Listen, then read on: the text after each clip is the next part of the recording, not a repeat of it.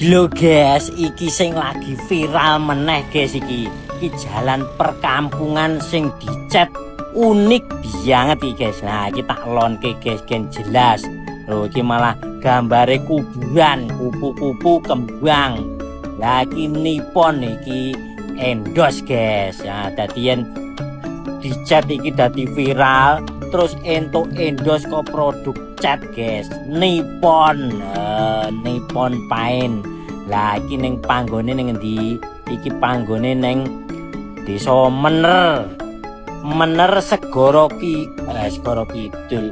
Segara Gunung guys. Nah, Mener Segara Gunung Karanganyar Jawa Tengah. Nah, iki gambar Donald bebek guys. Lho. Wah jan mening banget. Terus iki gambar batik, iki batik kuwung apa batik apa ngene iki guys. Sing ngerti langsung komen wae iki batik apa guys. Wah, corake batik kaya batik sarung mau jarik ngono kae guys. Wah, jan mening banget. Iki dilalah pas hawane sahdu, adem, mendung berkabut iki guys. Oh. Dalanmu kaya iso dicat ngene iki guys. Wes. Tak kira dalane do rusak kabeh iki guys. Nggon aku dhewe desa kuwi dalane rusak apa dicat kaya ngene ya. Wes tangeh lamun guys. Nah, iki batik apa meneh guys. Jan rupane abang, background-e putih, elise biru. Jan mening tenan. Kebanyakan iki dalane rusak kabeh iki soalnya pembangunan mandek total.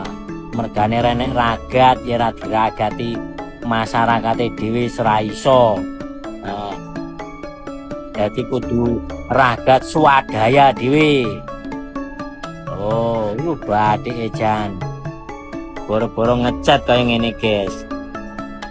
Dandani dalane dhewe alhamdulillah iso dandani guys. Lah iki malah saya dicat guys. Jan mulane dadi viral terus entuk endos guys mulane. Oh iki gambare apa kuwi gambar ikon cat Nippon guys. Oh iki batik meneh guys.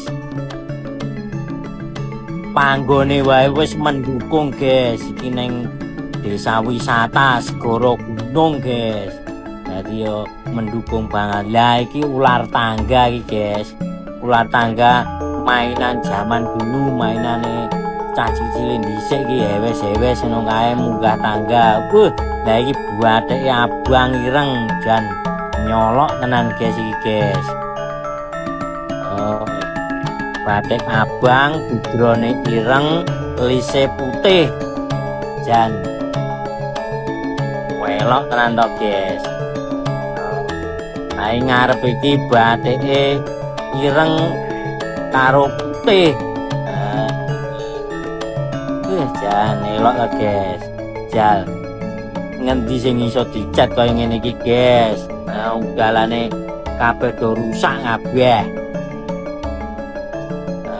Padahal ya wis bayar pajak kabeh. Dalane pangga rusak kabeh.